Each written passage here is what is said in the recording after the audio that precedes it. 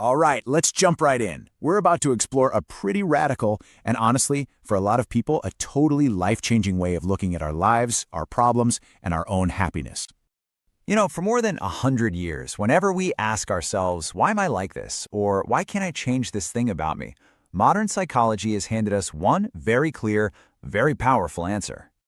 And that idea is, well, it's that our past is to blame. Simple as that. Our anxieties, our insecurities, our bad habits, they're all just echoes of stuff that happened to us a long, long time ago. Our childhood trauma is basically the ghostwriter for our adult lives. Sound familiar? Yeah, I thought so. But what if that idea, the one that tells us our past is our destiny, is actually a kind of prison? What if there's another way to think about it all? One that puts the power right back in your hands, right here, in this very moment. Now, to really get this new way of thinking, we first have to understand the giant who created the old way. We've all been living in his shadow, Sigmund Freud. He pretty much wrote the rulebook for modern psychology. So, for Freud, the human mind is basically a war zone. It's this constant, messy conflict. You've got your primitive desires, that's the id, fighting with your moral conscience, the superego, and then you've got your poor ego just stuck in the middle trying to play referee. And the really critical part? Freud believed the entire blueprint for this lifelong war was drawn up and basically locked in before you even finished kindergarten. So it makes total sense that his solution, psychoanalysis, was basically a form of psychological archaeology. The whole point was to grab a shovel and dig deep into your personal history, find those buried childhood conflicts, and hope that by dragging them into the light, you could fix what's wrong with you today. The cause is in the past, so the cure has to be there too, right?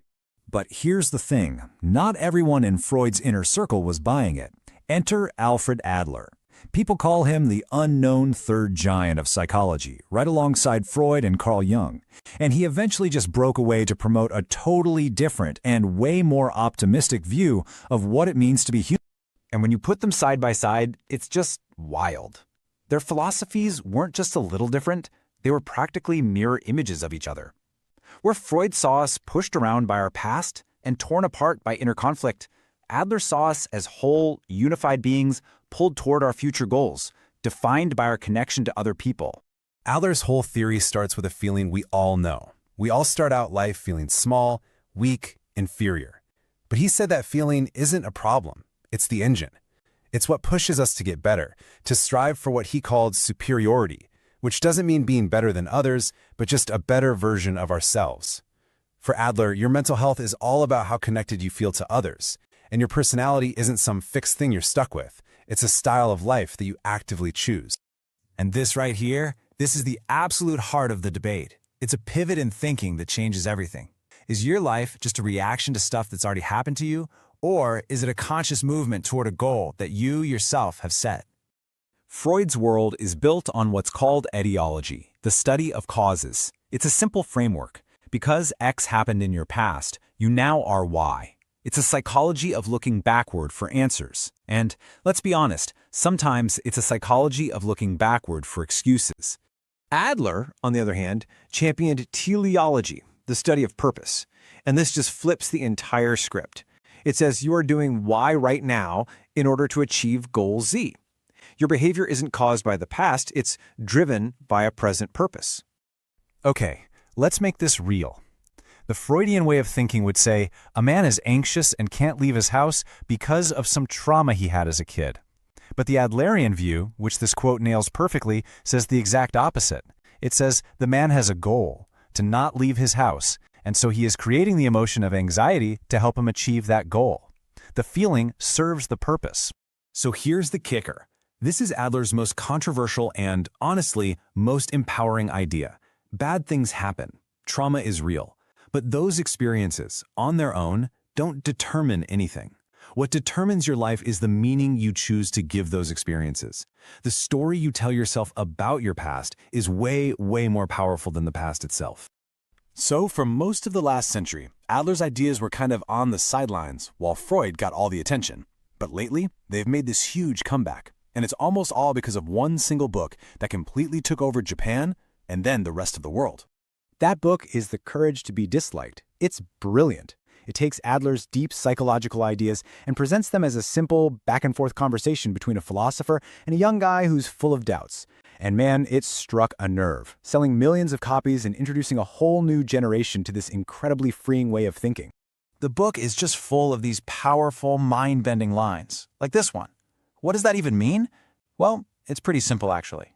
If you spend your whole life trying to get everyone to approve of you, trying to meet all their expectations, you're not free. True freedom is having the courage to live by your own principles, even if it means some people just aren't going to like it. Here's another cornerstone idea from the book. Every single problem you have is, at its root, a problem you have with other people. Think about it. All that suffering, feeling worthless, anxious, ashamed, it doesn't just happen in a vacuum. It only happens when we start comparing ourselves to other people. If you were literally the only person in the universe, what problems would you have? None.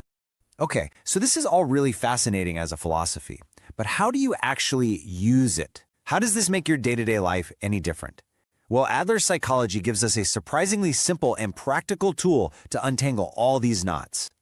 And it all comes down to this one magic question. Anytime you're in a situation that's stressing you out, a fight at work, an argument with your partner, pressure from your parents, the first step to getting free is to just stop and ask yourself, whose task is this? The technique is called the separation of tasks. It's so simple. You just figure out who ultimately has to deal with the consequences of a decision. Whoever that is, they own the task. So it's your task to choose your own path in life. It's your parents' task to deal with how they feel about your choice. It's your task to be your authentic self. It's everyone else's task to decide what they think about it. You just have to focus on your tasks and let go of theirs. It changes everything. And once you start separating tasks, your relationships just transform. You stop having these vertical relationships where you're always looking up to someone or down on someone, trying to control them with praise or criticism. Instead, you start building horizontal relationships based on mutual respect and encouragement, seeing everyone as a fellow traveler on the same level ground. And this is where it all leads. This is the ultimate goal. It isn't just about being free from what other people think. It's about finding real, genuine happiness. And in Adler's world, you don't find that by chasing awards or getting a million likes. You find it in the quiet, solid feeling that you are useful to someone, that you're contributing something to your community. That feeling of contribution, that is happiness. So we end up right back where we started, but the power has completely shifted. If Freud's world is about being a product of your past, Adler's world is about having a radical choice in your present.